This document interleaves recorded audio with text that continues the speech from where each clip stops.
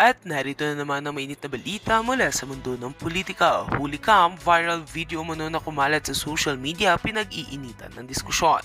Kumalat ang online ng isang video na sinasabing controversial na agad umani ng samot-saring reaksyon mula sa netizens. Dahil dito, mabilis itong naging trending topic at nagdulot ng matinding usap-usapan sa iba't ibang social media platforms. Ayon sa mga viral posts, may mga aligasyong inuugnay sa ilang personalidad, kabilang si Ferdinand Marcos Jr. ngunit walang anumang opisyal na kumpirmasyon o ebidensya na sumusuporta sa mga kumakalat na claims. Marami ang nagpapaalala na maging maingat sa pagbabahagi ng ganitong uri ng contents dahil madali itong ma-edit o gawa-gawa lamang. Samantala, ilang digital experts ang nagsasabing posibleng misinformation o manipulated media ang nasa likod ng issue na karaniwang nagiging viral sa loob lamang ng ilang oras. Ayon sa kanila, mahalagang i-verify muna ang source bago paniwalaan o i-share ang namang sensitibong video online. Sa ngayon, patuloy ang pagpapaalala sa publiko na maging responsable sa paggamit ng social media.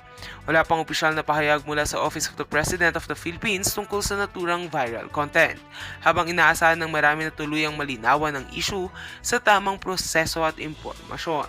At yan nga mga balitang ating pagkakatutukan, at kung bago ka pa lamang sa aking channel ay huwag kakalimutang mag-like, share and subscribe para updated ka sa mga bagong balita dito sa Tatak Pinas.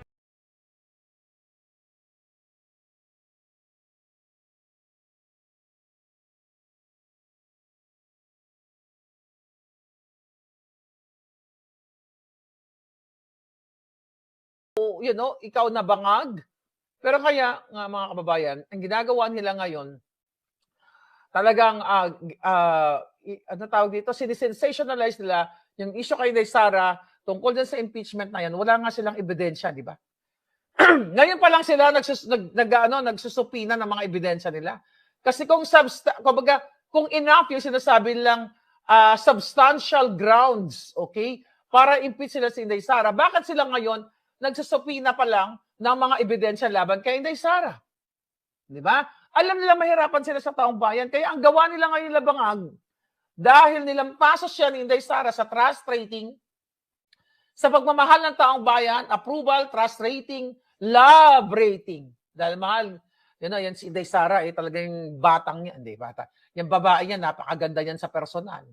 Diba? No makeup. Okay, makikita mo yung kanyang puso. Makikita mo yung aura ng mata niya. Hindi makita mo si Bangag, anong gagawin natin? Magkamot na tayo ng ulo. Di ba? Si Inday Sara, pagkausap mo, tao, sincere, mafe-feel mo. Mag one-on-one kayo, mafe-feel mo. Si Bangag, nakatingin doon, parang may saltik ang putang. Nakita niyo naman yan, di ba? Nakita niyo naman kung paano ko nakausap yan. Tinanong ko nung ilang beses. Diba? Sa atin lamang. Ngiwi, nabutas ng utak ng putang ngayon nasa ka-aadik. Yan palang bagsak na dapat. Dapat nga, ngayon, Diyos ko, ewan ko sa inyo, mga yawa, mga bangag. 2004 pa lang, nung inilabas ko, yung pulburonic na yan, dapat bagsak na yung gobyerno na yan. Tignan nyo, 2024, tinakot ako. Ipa-extract natin si Maharlika, i-extradite natin. Anong petsa na? Hindi nila magawa kasi alam nila totoo ang sinasabi ko. Kayo mga kakamping na mga julol na walang mga paninindigan, mga walang bayag. Kung may utak kayo nung nilabas ni Maharlika ang video na authenticated na siya ay addictos at yan ay inamin ni Mangga na addictos nga yung kanyang kapatid, di ba? No wonder, hindi nila ako ma-extract dito sa Amerika. Di ba? Kasi totoo yung sinasabi ko. Sabi ko nga, di ba sa inyo, authenticated yon.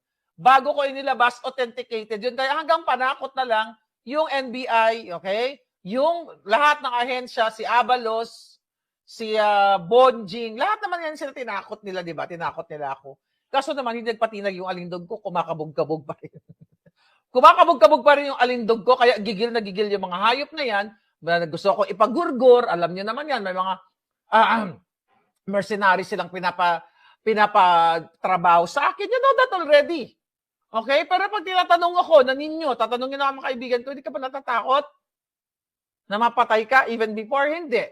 Kasi pag umarap sa akin, yan ako ang gugurgo dyan, unahan ko. Kasi naman ako ang unahan nila. Diba? Ganon. Yan ang gobyerno ninyo. Nagbuwis na ako ng alindog ko, ng buhay ko, ng time ko. You have to do your part. Tangina, ayan yung mga kudita na yan, mga kababayan, para ma-justify nila, para magkaroon ng mga presence, para nga martial law.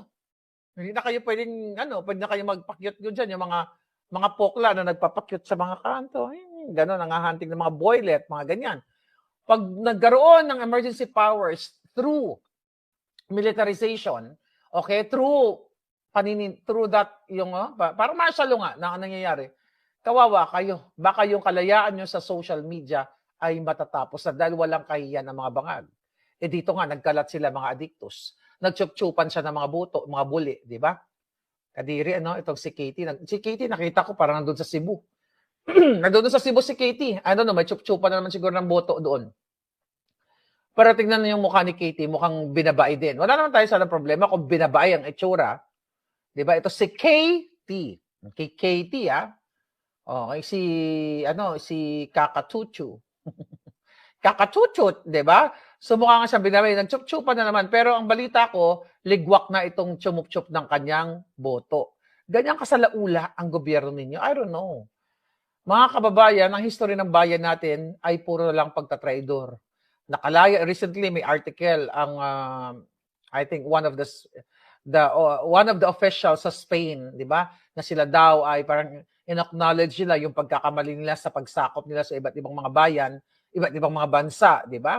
So that 300-something years sinakop ang Pilipinas. Tayo ay sinakop ng mga Espanya, ng mga Hapon, ng mga Amerikano, chuchu-chuchu. Diba? Asa na ang ating mga magigiting na yung ating, mga minana natin sa ating mga, like Bonifacio, diba? Yung ating mga ninuno. Nasaan na? Binaboy lang. Asa na? Si Doc Jose Rizal.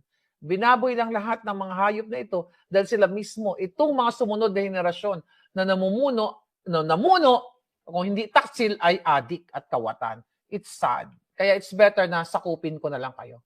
Yeah? Dapat sakupin na lang kayo ng Amerika. O maging teritoryo na lang ang Pilipinas ng Amerika. You want to be one of the territories of the US? You should say yes. Why? Kasi yung mga benefits, good benefits at least, I'm not saying America is perfect, but at least mga tao dito, hindi sila namamatay sa gutom. Di ba? Hindi sila namamatay sa gutom kasi provided sila. Yun nga lang yung problema. But again, kung maging teritoryo kayo namin, ang mga ulol na yan, yung mga bangag, yung mga politikong mga kawatan, hindi na sila magbebenepisyo. Kaya ayaw niya ng mga politiko na kunyari lumalaban, dapat tayo ay may kasarinlan. Kasarinlan para sa kanilang mga pansariling interest. Be not, maganda pakinggan kasi na ang mamatay ng dahil sa iyo, kapag mamamatay ka, ipaglaban mo ang bayan mo sa mga banyaga, sa mga mapanakop, chuchu-chuchu, sinasakop ka mismo.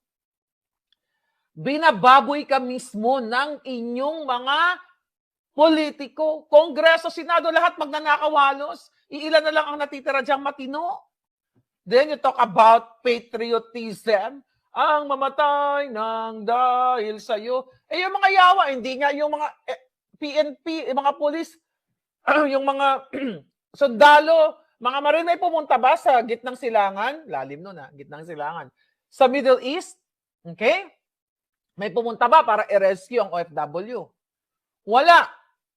Okay? And now, I think President Trump declared, parang nananawagan siya na yung mga nakikinabang ba yung doon sa passage sa Strait of Hormuz, 'di ba? Parang nanawagan siya to be part of it. Although medyo broad na usapin 'yan, ganyan-ganyan ang question natin. Magpapadala ba si Bangag na mga sundalong butas-butas ang butas-butas ang botas, botas, boots.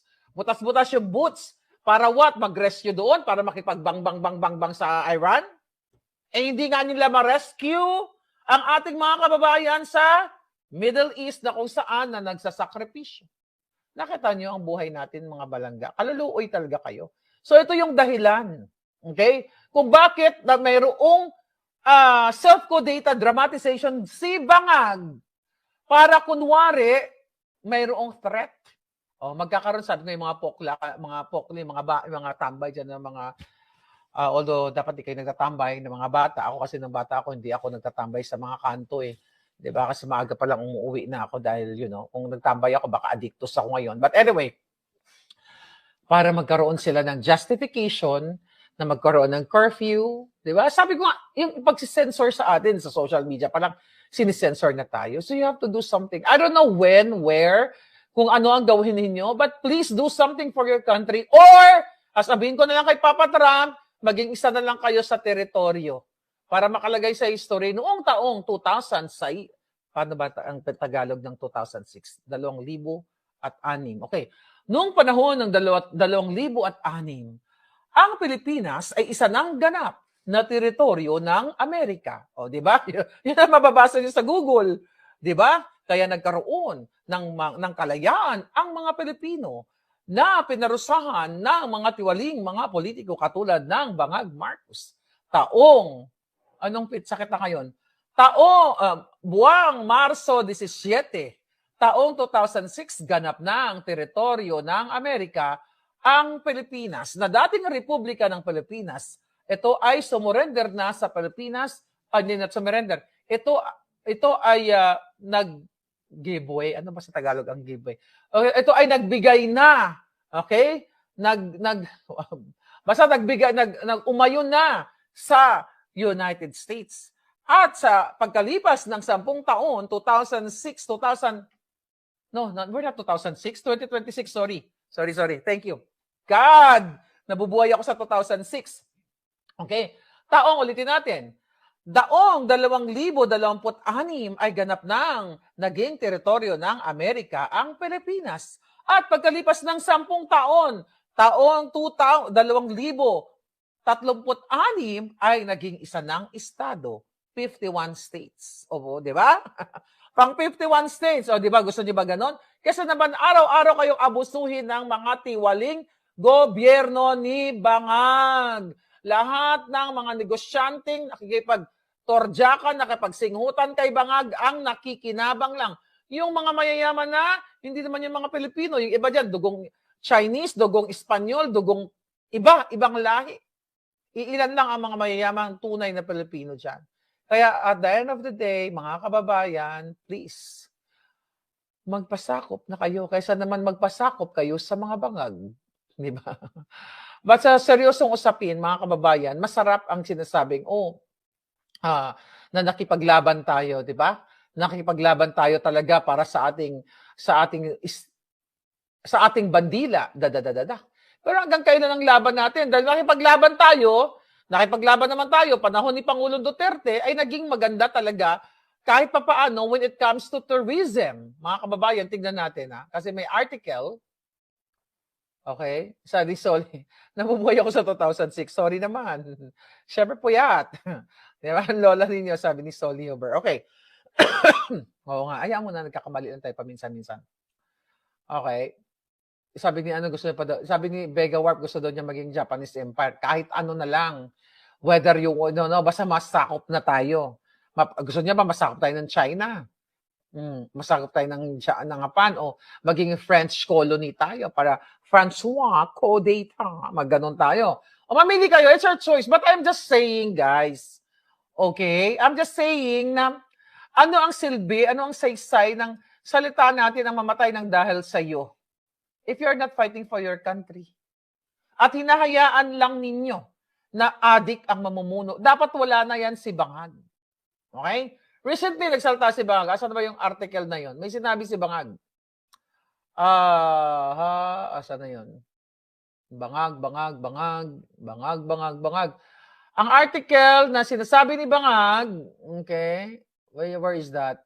Tungkol sa, ang dami natin pag-uusapan. Okay, here we go. Okay. Ayan. Bangag, aminado na ang turismo sa Pilipinas ay mahina. Sinabi ni Bangag noong March 16 na dapat daw ipagpatuloy ng Pilipinas na pahusayin ng mga infrastruktura para palakasin at gawing matatag ang turismo sa Pilipinas. Itong ulol na ito, dapat ginagawa mo yung ulol kang adik ka. Kung di nyo ninanakaw Ang trilyon-trilyon na budget for infrastructures, kasama na yung flood control, di ba marami na sanang magandang mga infrastructure sa Pilipinas. Yun yung dinaldal niya doon sa Lapu-Lapu nung nandoon siya. Okay, doon sa seremonyas, nandoon nandoon din si yung chinup-chup yung boto. Okay? Sabi niya, our industry is now under a great deal of pressure dahil sa mga nangyari. And last year, dahil sa mga nangyari. Okay? Ngayon lang nangyari ang gera. 'Di ba? Ngayon lang. Like few weeks, ilang 2 weeks na ba? Ano kita ngayon? Papunta na tayo third week. Okay? Sabi niya, last year we only welcomed 6 million people. Just to give you a frame of reference, Thailand welcomes 30 million tourists every year. O, buti alam mo na ang Thailand, hindi naman sila English-speaking country, pero nag-i-excel sila at nag-i-exceed to the highest level ang kanilang mga turista na pumasok. Kaya sabi ni Bangag, kaya malaki ang hahabulin natin. Sabi pa niya, and I'm excited to explore more ways to elevate Philippine tourism. Of course, Cebu will always play a very, very large part in all our plans of tourism. Hanggang dakdak lang to. Ang sabi pa niya, and of course, the beauty that all of the Philippines is able to offer, but alongside that our infra must continue to improve so that every visitor's experience becomes smoother and more memorable. Chuchuchuchu. Hanggang dakdak ka lang, hayop ka, hindi ka dapat nagsasalita dyan. Okay? Dapat, ang ginagawa mo ay wag mong nakawin ng pera ng bayan para mapunta sa infrastructure. Sabi pa niya, I took a page out of President Widodo's book. Everybody already knows Manila and ano sabi niya, and the PICC is very good. No problem, but let's bring them to another place para makita naman nila. Anong makikita ng ibang lahi? Mga kababayan, ang kadugyutan ng Pilipinas. Pagbaba mo pa nga lang nasa eroplano ka pa lang, iiyak ka na sa kahirapan ng Pilipinas. Right? Okay? Sabi ni Vega, Madam, yung 805 billion pesos delivered in Maletas could be 83,000 kilometers of 4-lane roads. Sayang talaga ang taxes ng bayan, pampayaman lang sa mga bangag. Ang pigmiya, iyon na nga palangga. Di ba? Ngayon, you talk about, sabi ni Bangag, okay, may tayo dito, may pin-repair tayo na sa inyo. Okay. Sabi ni Bangag, nalulungkot siya dahil mababa ang tourist na na pumasok sa Pilipinas. Okay, let's go back. Okay, pumunta tayo sa statistics. Tinignan natin yung statistics bago tayo mag-vlog. Here we go. Okay, panahon ni Pangulong Duterte. Let's compare. Okay, 2016. Okay, ito, legitimate ito kahit ilagay nyo sa government website to. Galing ito sa government website. 2016, 5,967,000 ang pumasok na turista sa Pilipinas. Okay, tourist arrivals in the Philippines, 2016, 2017, 6.6 million. This is Duterte's time, ha? 2018, 7.1. 7,168,000 plus tourists. 2019, umabot tayo, highest record, 8,260,000. Kumbaga, tama ba? Nag-accelerate na tayo. Panahon ni PRRD, pumalo na tayo sa 8.2 million. Sa kasamaang palad, nagkaroon ng pandemya. So 2020, naging 1.4 na lang. 2021, 163,000 na lang ang pumasok. Dahil nga sarado lahat. Okay, dahil sarado lahat 2020 kasi doon pumutok, di ba? 2020, 21. Then 2022, naka-recover tayo, 2.6 million. Bakit ko ito sinasabi? 2022, dapat, ang bansa kasi, di ba, ang mundo nag-i-evolve. Tayo mga tao, lumalaki tayo, di ba, stage 1, 2, 3, nagkakaedad tayo, nagkaroon ng progress. Di ba, nagkaroon ng pagbabago in a good way. Ini-improve mo ang mga infrastructure projects, mga project ng pamahalaan, ng gobyerno, So kung maganda ang mga infra, malinis ang mga beaches natin, secured ang mga turista, walang mga durukot, katulad di Bangag, dinudukot lahat ang pera ng bayan, walang mga kaguluhan, crime, at alam nyo na yon. Meaning, pataas, mag-accelerate ang bilang ng mga turista. But look, 2022, pasok tayo kasi recovery. Okay, fine, that's understandable. Okay, pumasok ngayon ang 20, okay, hanapin natin yung 2023. Okay. 5 million, okay, naka-recover. Panahon to di ba nga, 5.5, 5,450,557. Panahon ng 224, from 5.4 naging 5.9. Okay, that's good. Okay, pataas. 2025, 5.8. Bumagsak uli. Oh, bumagsak uli. Ngayon, 2026, hindi pa tapos, so hindi pa natin maisasali yan. Ang punto de vista natin dito, panahon ni Pangulong Duterte, kaya binasa ko sa inyo, ano yun yung nag-8 million tayo? That was 2019. 2019.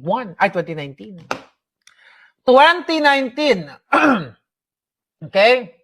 2019, mga kababayan, 8 million. Hindi na tapatan ni Bangag. Na dapat yung mga nasimulan ni PRRD, di ba sabi nga niya, kaya nga sumakay sa mga Duterte, ipagpapatuloy natin yung pagbabago.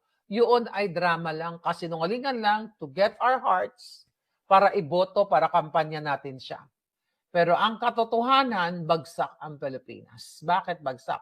Lalo na ngayon sa panahon ng giyera, nakakakaba. Nakakakaba. Tumaas almost times 2 ang fuel. Kumusta ang presyo ng bigas? Magkano na per kilo? Magkano palangga? Ang Thailand is like 30,000, 38, nag-38. O tignan natin, you compare to Thailand. Tapos madalas pa, yung ibang mga Pilipinong mga feeling, akala mo ang gagaling. Kung laitin yung mga Thai, I'm not saying all. May mga, tignan natin ng Thailand. You talk about Thailand, pinakita ko, pinaano ko yun, kinumpute ko din kanina. Ito, Thailand. Natalbugan na nga tayo ng Vietnam. Thailand 2022. Okay? Thailand, kasi recovery pa lang, 11 million, 11.15. Philippines, 2.65. Thailand, 11.15. Vietnam, 3.6. Nilampaso tayo ng Thailand and Vietnam. Diba? O, Philippines, 2023, 5.45. Thailand, 28 million. And Vietnam, 12.6. 2024, Philippines, 5.9. Thailand, 35.55. Vietnam, 17.6 million. And what's wrong with us? Okay, what's wrong with us, darling? Magnanakaw ang mga nakaupo. Natalbugan na tayo ng Cambodia. Okay? Natalbugan na ba tayo ng Cambodia? Tignan natin. Okay, tignan natin. Pinakamura, okay, sabi ni Britney Go. Okay, ayan natin, tsaka na, mag-research pa tayo. Basta pinakita ko lang sa inyo, ganun kabagsak ang buhay natin sa Pilipinas. Ganon kayo kakawawa. Ano na ang himuon natin mga palangga? Salugsugin na lang natin yung buli ni Bangag. Ang mata nila isa, lukito na lang natin dahil lumuluwa na sa kapag nanakaw nila. Yeah, then you talk about we're better than Thai people, we're better than Vietnam or Cambodia. Bullshit. Hindi tayo better sa kanila. Pagbagsak tayo dahil we allow, this magnanakaw, this addictus na nag-orgy na lang sila, nagabuli na lang sila, nagsupsupan sila, nagchup-chup sila ng mga boto, dira. Lahat na lang ng mga kabigaan, ginagawa nila. Right? So kung pwede lang tayo mag-wish na ang lahat ng bulate ay pumirma na sa mga kawatan, pumirma na. Okay? Madam, sabi ni Palangging, Vega, Madam, Marlica, second from bottom ang Pilipinas when it comes to economic competitiveness index. Most bottom, oh my God, ay Myanmar. Tapos next ay Pinas, second from most bottom na. Kaya nga lubog na nga tayo, Palangging. I hope you have to do something. This Bangag, uubusin nila ang pera. Yung ritual natin, galingan pa natin yung ritual natin na sana matapos na itong mga Bangag na ito. Yung mga heavy, na yan, yung pag-tight security, chuchu-chuchu, ambush me, ika nga ang tawag, ambush me or co-me or self-co, anumang terminologies ang gusto niyong gawin. Anyway, mga kababayan, kawawa talaga ang Pilipinas, but I miss you. Pag hindi ako nakapag-vlog, namimiss ko kayo. Kasi nagiging part na kayo ng aking nerves, ng aking blood. Hindi, totoo yun. Parang I feel like, where are my friends? Diba? Nasaan na mga palangga ko, Ganun pa man, magkasama na yata tayo sa pagtanda natin, you know? Hanggang sa pumuti na yung buhok natin, sana bago pumuti yung buhok natin ay magkaroon naman ng pagbabago to tunay na pagkaalwa ng Pilipinas. So let's help our country. I don't know kung ano pang gagawin ko. Ano pag abi, mga palangga, tanan na, ginawa ko na. 'Di ba? Hindi naman tayo pwede magpakita ng susubels para bago yung bayan natin. Hindi na natin ipakita ng susubels. 'Di ba? Pero kung hinihingi ng pagkakataon, bakit hindi? Kung hinihingi ng pagkakataon, ipapakita ko. Kidding aside, mga palangga.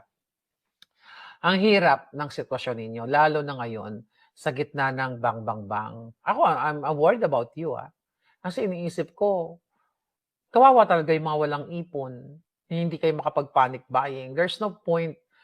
Walang puwang ang word na panic, ang salitang panic buying sa inyo. Sabi ko nga, nabubuhay lang kayo sa